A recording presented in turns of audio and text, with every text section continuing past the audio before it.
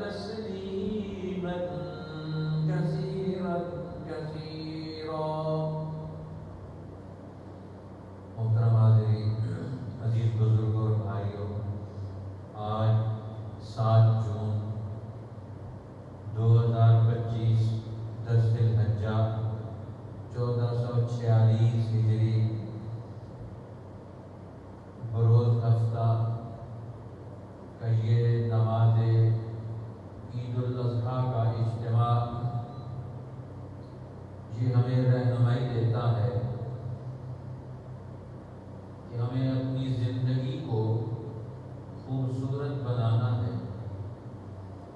یہ یوم النحر، قربانی کا دن،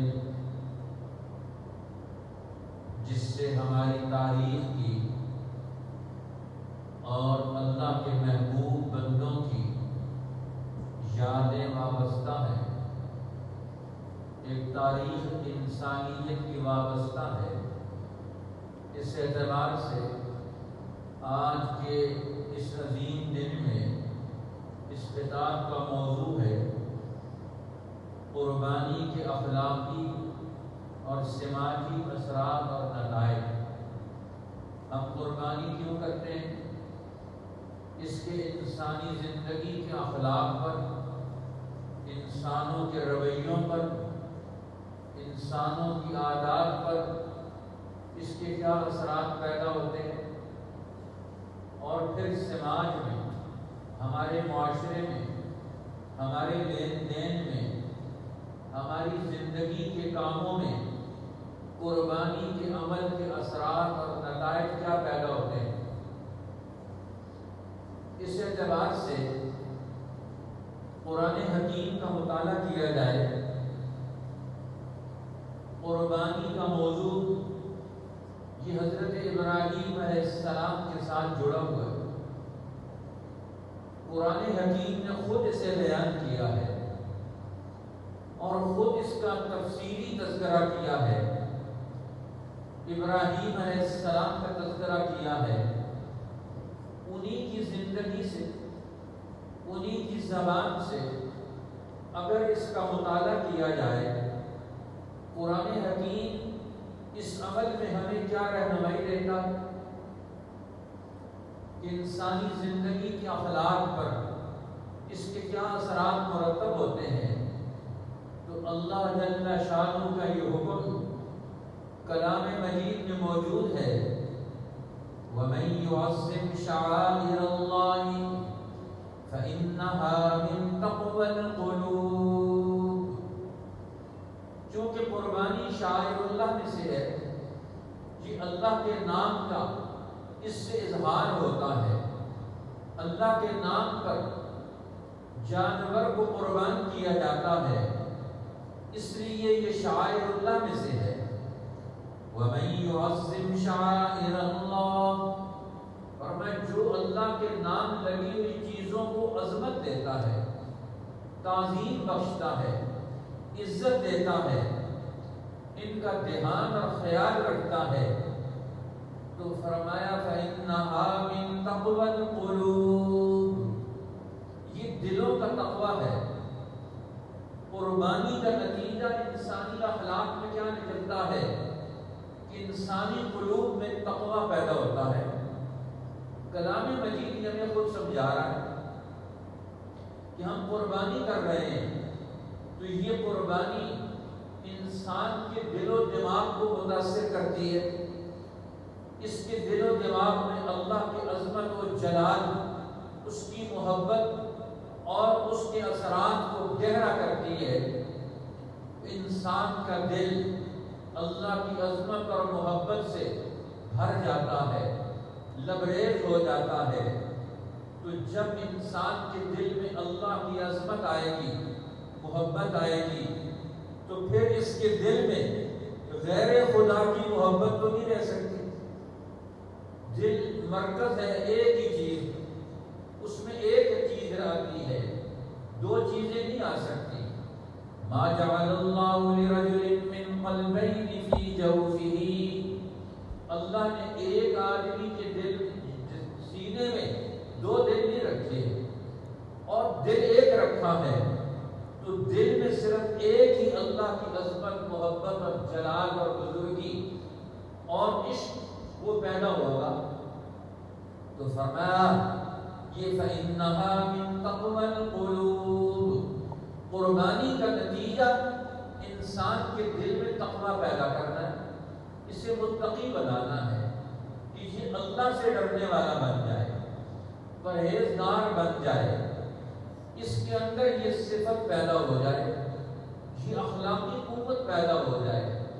تو تقویٰ سب سے بڑی اخلاقی قوت ہے، کیونکہ اللہ کی ساری مدد وَاعْلَمُوا أَنَّ اللَّهَ مَعَ الْمُتَّقِينَ، جان لو اللہ کی مدد، اللہ کی معیت وہ تو متقین کے ساتھ ہے۔ اور فرمایا إِنَّ اللَّهَ يُحِبُّ الْمُتَّقِينَ، اللہ متقین کو پسند کرتا ہے، محبوب بناتا ہے۔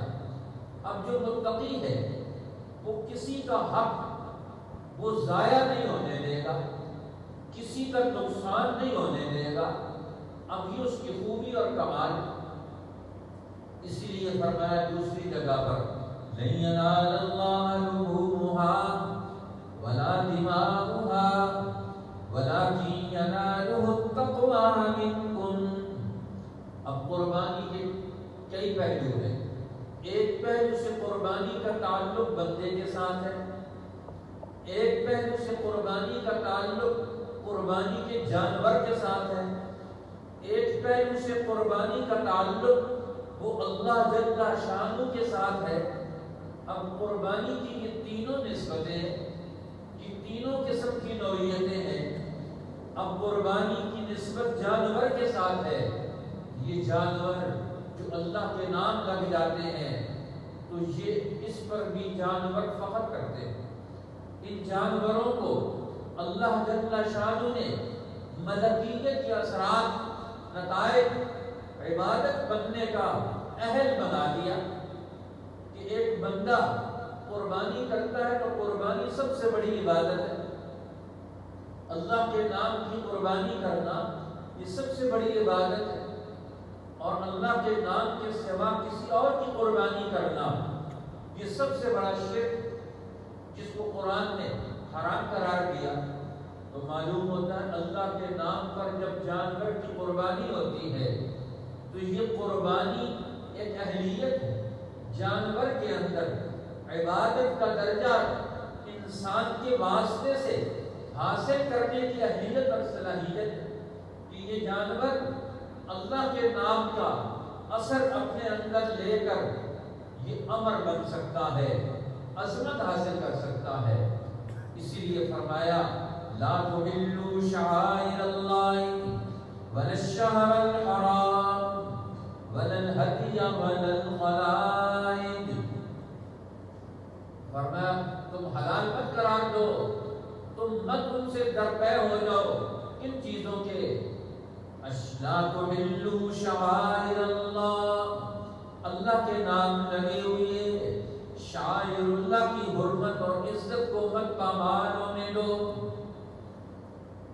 فرمایا ولا الشہر الحرام، حرمت والے مہینوں کی عزت اور حرمت کو بھی قائم رکھو، ولا الہدی ولا القلائد، فرمایا یہ قربانی کعبۃ اللہ کے نام لگے ہوئے جانور، اللہ کے نام لگے ہوئے جانور، اس جانور کی حیثیت بدل جاتی ہے، حکم بدل جاتا ہے، حیثیت بدل جاتی ہے، اور اللہ جل شانہ اس حیثیت اور عظمت کی بنیاد پر فرمایا اب اس کو تم بری آنکھ سے دیکھ نہیں سکتے، بغیر کسی مجبوری کے سواری نہیں کر سکتے، اس کو کوئی نقصان نہیں پہنچا سکتے۔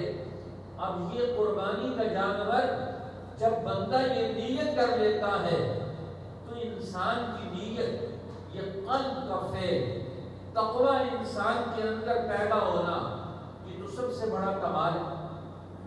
اخلاقی کمالات میں سے تقوی کا پیدا ہونا یہ سب سے بڑا کمال ہے۔ ایک متقی پیدا ہو جائے جو حرام کاموں سے بچ جائے، یہ کتنا بڑا انسانی کمال ہے۔ اس لیے فرمایا اللہ کو قربانی کی یہ جانور، فرمایا ان کا گوشت اور پوست اللہ کو نہیں پہنچتا. یہ قربانی کا یہ جانوروں کا گوشت یہ اللہ نے دین فطرت، دین عدل، دین اسلام، دین رحمت کی بنیاد پر اللہ نے قربانی کے گوشت کو امت کے لیے حلال قرار دیا. وگرنہ اس سے پہلی امتوں میں اسلام سے پہلے جو لوگ قربانیاں کرتے تھے اللہ کے نام پر، وہ قربانی کر کے پہاڑ پر کسی اونچی جگہ پر رکھ دیتے اور جب اس کو آگ آتی تأکلہ النار، اسے آگ آ کر کھا جاتی تو یہ سمجھا جاتا تھا یہ قربانی قبول ہو گئی. اور یہ جس کی قربانی قبول ہوتی تھی وہ انسانوں کی نگاہ میں عزت والا اللہ کا محبوب بندہ بن جاتا. اور جس کی قربانی قبول نہ ہوتی تو وہ تو انسانوں کی نگاہ میں گھٹیا انسان بن جاتا کہ یہ اللہ کی نگاہ میں گر گیا. اب اللہ تعالیٰ نے اس امت کے لیے پردہ ڈال دیا. اب قربانی کا گوشت حلال کر دیا اور میں اب اسے کھاؤ، اسے استعمال کرو اور پھر اپنی تعلیم و تربیت، اپنے دل و دماغ کے خیال، اپنے اندر کے انفعالی اثرات، اپنے اندر کے جذبے اور ارادے، ان کا تعلق دنیا سے نہیں خالق دنیا سے پیدا کرو. ان کا تعلق مادی چیزوں سے نہیں کائنات کے پیدا کرنے والے کے ساتھ اپنے دل کا تعلق پیدا کرو. قربانی زمین پر کر رہے ہو لیکن تمہارے دل میں تاثیر اور نتیجہ کیا ہونا چاہیے؟ اللہ کی عظمت، اللہ کی محبت، اللہ کی بڑائی، اس کی کبریائی، اس کی عظمت تمہارے دل میں آئے. فرمایا لن ینال اللہ لحومها، ہرگز نہیں پہنچتا اللہ کو تمہاری قربانیوں کا گوشت، ولا دماؤها، اور نہ تمہاری قربانیوں کا خون، ولکن ینالہ التقوی منکم، اسے تو پہنچتا ہے تمہارے دلوں کا تقوی، تمہارے دلوں کی پرہیزگاری. وَلَٰكِن يَنَالُهُ التَّقْوَىٰ مِنكُمْ، اب یہ اللہ نے جانور تمہارے تابع کر دیے تاکہ تم ان کو قربان کر کے اس کے ذریعے سے اللہ تک پہنچو. جانور قربان کر کے اللہ کی محبت حاصل کرو. جانور کی قربانی میں اپنی چاہتوں کو اللہ کے لیے قربان کرو. اب بندے کی چاہت اور اللہ کی چاہت قربانی میں آ کر ایک ہو جائے، اللہ کی منشا اور بندے کی منشا ایک ہو جائے، اللہ کا حکم اور بندے کا ارادہ قربانی کے عمل میں ایک ہو جائے، تو یہ کیا ہے؟ یہ انسان کا کمال، انسان میں خوبی پیدا کرنا، اس کو عظمت بخشنا. جب اس کا ارادہ، اس کی نیت اور منشا اللہ کے حکم اور اللہ کے ارادے سے جڑ گئی تو یہ بندہ اونچا ہو گیا، یہ آسمانوں سے بھی بلند ہو گیا، پہاڑوں سے بھی بلند ہو گیا، کائنات میں سب سے اونچے درجے کا یہ انسان بن گیا. فرمایا وَالْبُدْنَ جَعَلْنَاهَا لَكُمْ، یہ قربانی کے جانور ہم نے ان کو تمہارے لیے مقرر کر دیا. من شعائر اللہ، یہ اللہ کے شعائر میں سے. لکم فیہا خیر، تمہارے لیے اس کے اندر خیر ہے، تمہارے لیے اس کے اندر بھلائی اور نفع ہے. اب یہ پہلا نفع ایمان کا، انسان کا تعلق اللہ سے مضبوط ہوتا. دوسرا نفع کہ تمہارے لیے تر و تازہ گوشت، پاکیزہ گوشت کھانے کے لیے تمہیں میسر آتا ہے قربانی کے عمل سے. اسی طرح دیگر سماجی فوائد، جانور پالنے والے سارا سال جانوروں کے پالنے میں مصروف رہتے ہیں. اللہ نے ان کے دلوں میں یہ محبت ڈال دی. کہاں کہاں جانور پیدا ہوتے ہیں، پلتے بڑھتے ہیں اور پھر دنیا میں منڈیوں میں پہنچتے ہیں. زندگی رواں دواں ہے، لوگ آپس میں جڑتے ہیں، اپنے گھروں سے اٹھتے ہیں، منڈیوں میں جاتے ہیں، ایک دوسرے سے میل جول کرتے ہیں، ایک دوسرے کی خبر گیری کرتے ہیں، ایک دوسرے کے حالات سے آگاہی حاصل کرتے ہیں. ایک قربانی کے عمل سے انسانی زندگی میں سینکڑوں قسم کے تجربات داخل ہوتے ہیں، سینکڑوں قسم کے اعمال داخل ہوتے ہیں۔ انسانی زندگی میں کتنی قسم کی خیریں اور بھلائیاں، لکم فیہا خیر، قرآن کہتا ہے قربانی کا عمل یہ مجسم یہ خیر ہے، تمہارے لیے بھلائی ہے، تمہارے لیے اچھائی ہے، تمہارے لیے یہ نیکی ہے، یہ تمہاری زندگی کی ترقی کا، تمہاری کامیابیوں کا ضامن ہے۔ کتنے قسم کے لوگوں کو جوڑتا ہے۔ اب خریدنے والے، بیچنے والے، منڈیوں میں آنے والے، سواریوں پہ سامان لاد کر پہنچانے لانے لے جانے والے، ذبح کرنے والے، معاشرے کے کتنے قسم کے لوگوں کا ربط پیدا ہوتا ہے، تعلق پیدا ہوتا ہے۔ بکھرے ہوئے لوگوں کو قربانی کے عمل نے آ کر سب کو جمع کر دیا، ایک کر دیا، رابطے میں لے آئے۔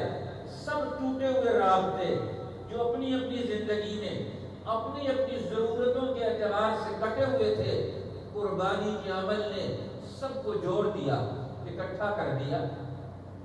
اس لیے کتنا عظیم عمل ہے۔ اللہ کے نبی سیدنا ابراہیم خلیل اللہ علیہ السلام نے توحید کی اساس پر دنیا میں نیا معاشرہ بنایا ہے۔ پہلا معاشرہ کفر کی بنیاد پر بنا، شرک کی بنیاد پر بنا ہوا، ظلم کی بنیاد پر بنا ہوا۔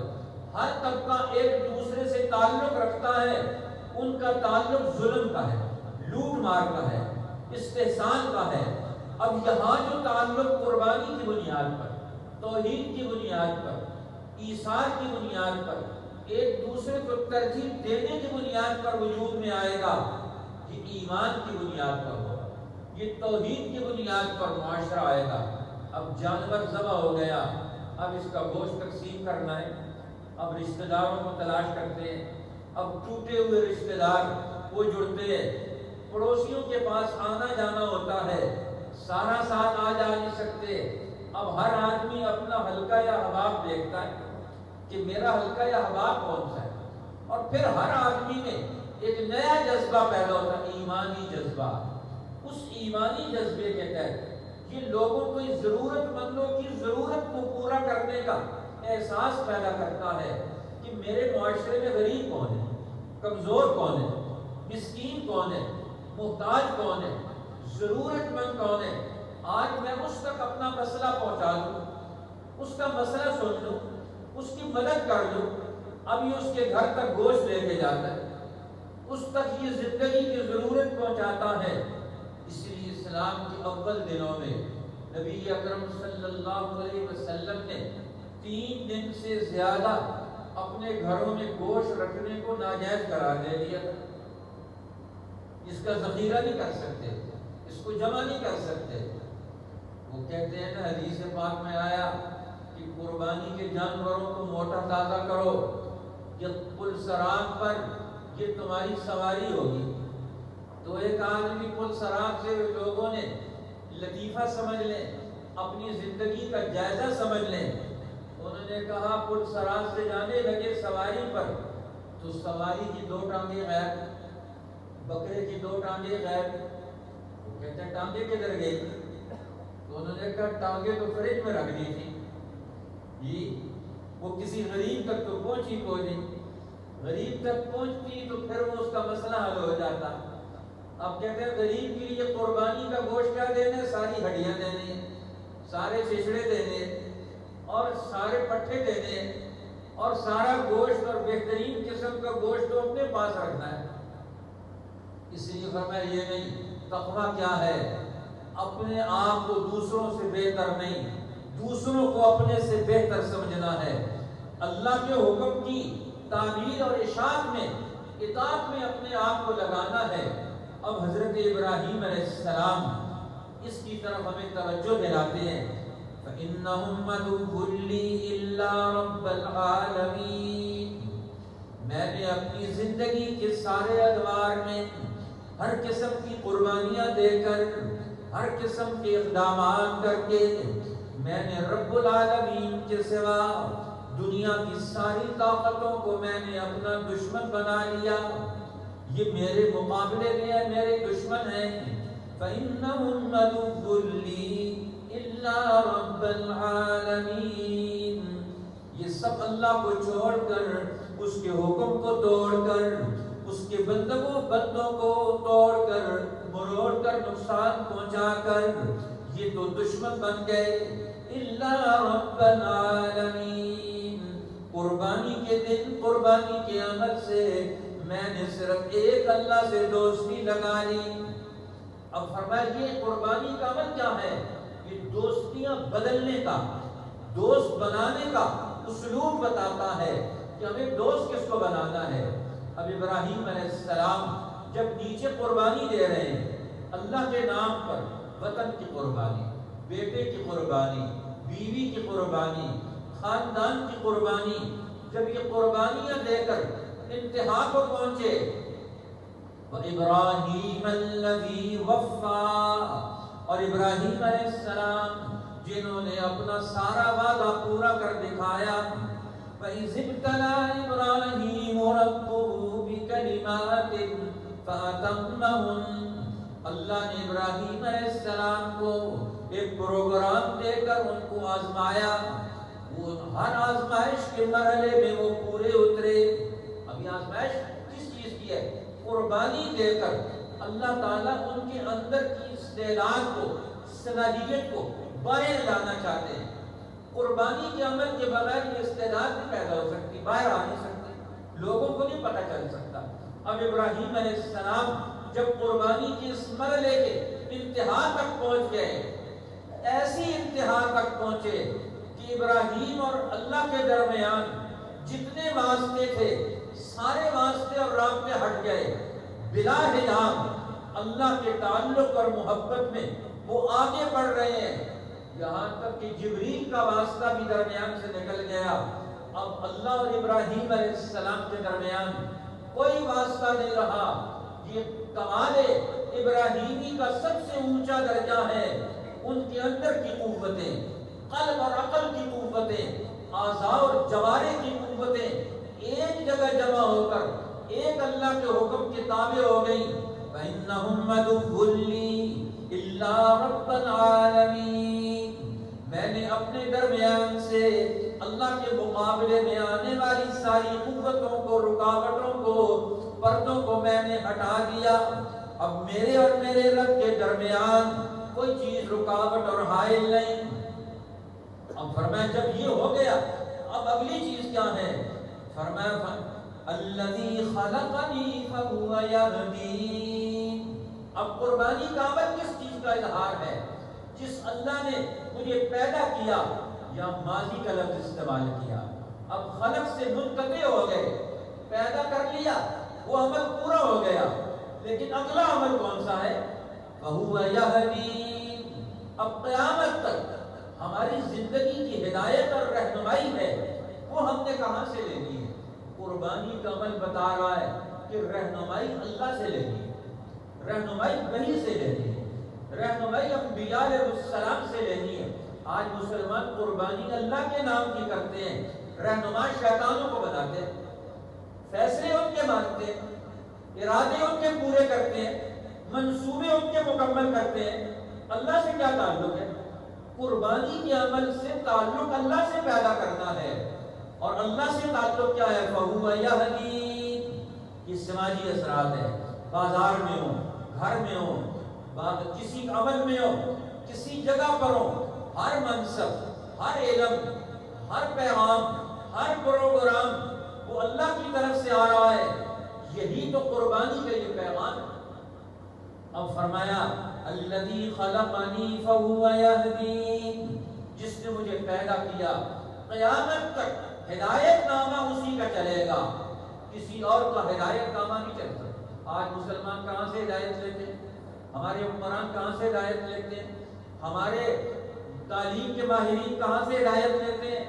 ہمارے معاشیات کے ماہرین کہاں سے ہدایت لیتے ہیں؟ ہمارے مدبرین، سیاستدان کہاں سے رہنمائی لیتے ہیں؟ کہاں سے ہدایت لیتے ہیں؟ آج مسلمانوں کی ہدایت کا مرکز بدل گیا، رہنمائی کا مرکز بدل گیا.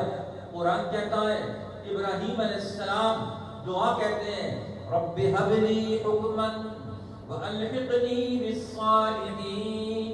اے میرے رب میں نے قربانیوں کے سارے مرحلے طے کر دیے، اب دنیا میں نے کامیابیاں حاصل کرنی ہے، آخرت کی ترقی پیدا ہونی ہے۔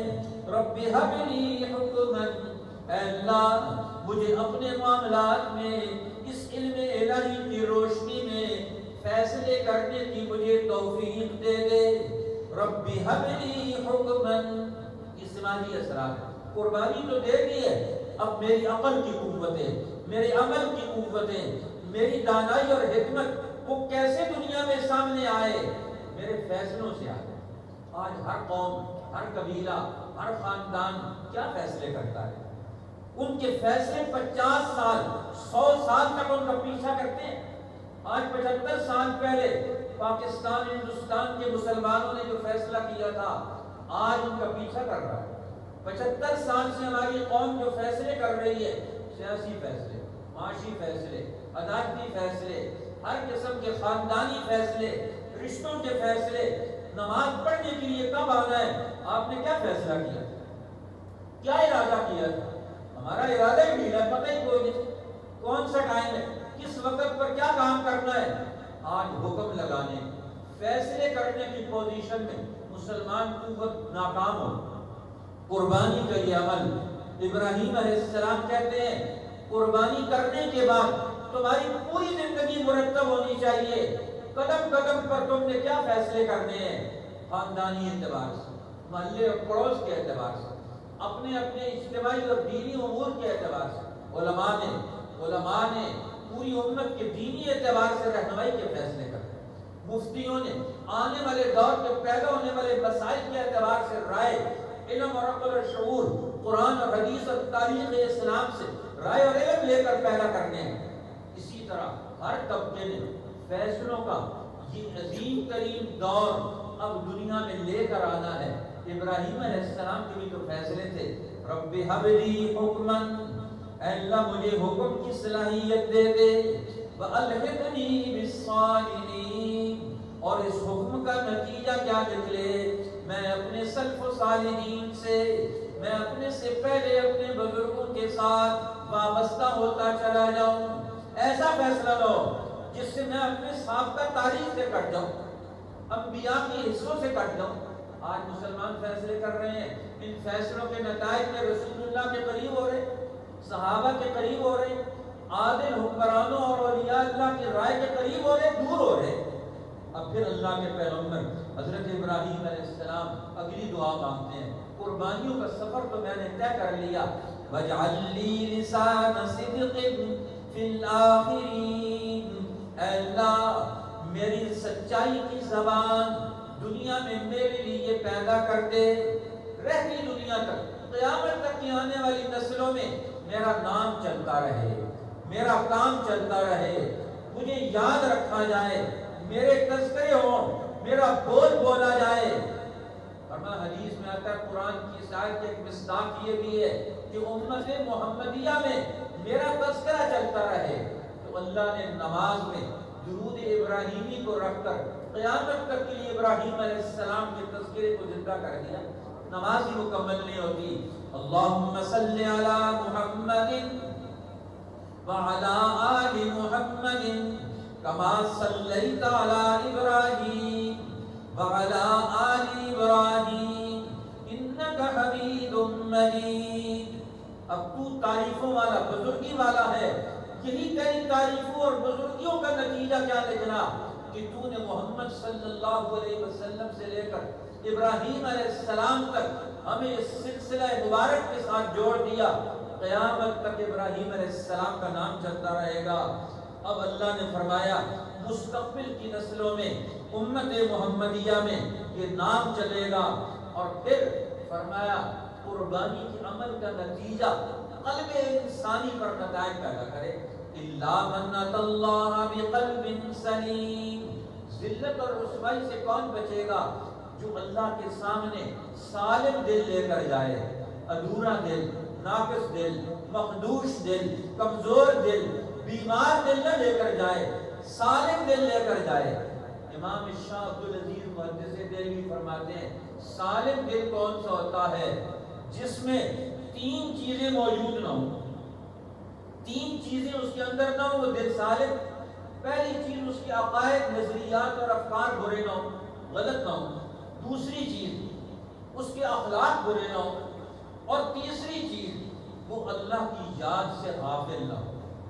جس دل میں یہ تین چیزیں آ گئی، جس کے عقائد اور افکار توحید اور دین اسلام پر ہیں، جس کی زندگی کے اصول اخلاقیات بلند اخلاق پر ہیں، اجتماعیت اور محبت پر ہیں، اور جو ہر وقت اللہ کی یاد سے وہ بہراور ہے، غافل نہیں ہے کسی وقت بھی. فرمایا یہ قلب سلیم ہے. تو حضرت ابراہیم علیہ السلام کہتے ہیں قربانیاں دے لیے تو اب ساری زندگی کا اپنا کام مرتب کرو. سورہ عنکبوت میں ابراہیم علیہ السلام اپنی قوم کو خطاب کرتے ہیں. فرمایا اللہ تعالیٰ کی طرف سے کہ قیامت تک کے لیے قرآن میں لکھ دیا گیا فَابْتَغُوا عِندَ اللَّهِ الرِّزْقَ.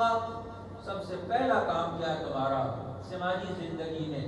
اب حلال روزی تلاش کرو.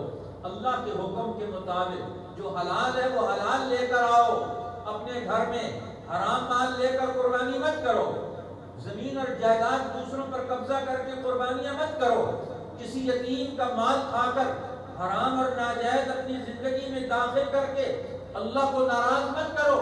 وَابْتَغُوا عِندَ اللَّهِ الرِّزْقَ. اب اللہ کے یہاں سے رزق حلال تلاش کرو. وَاعْبُدُوهُ. اور صرف ایک اللہ کی بندگی کرو. وَاشْكُرُوا لَهُ. اور اس کی دی ہوئی نعمتوں پر شکر ادا کرو. فرمایا اب تم نے اسی کی طرف لوٹ کر جانا ہے. اور پھر قرآن حکیم نے یہی فرمایا. ابراہیم علیہ السلام نے قربانیوں کا یہ دور مکمل کیا تو اللہ نے انعام کے طور پر فرمایا وَجَعَلْنَا فِي ذُرِّيَّتِهِ النُّبُوَّةَ وَالْكِتَابَ.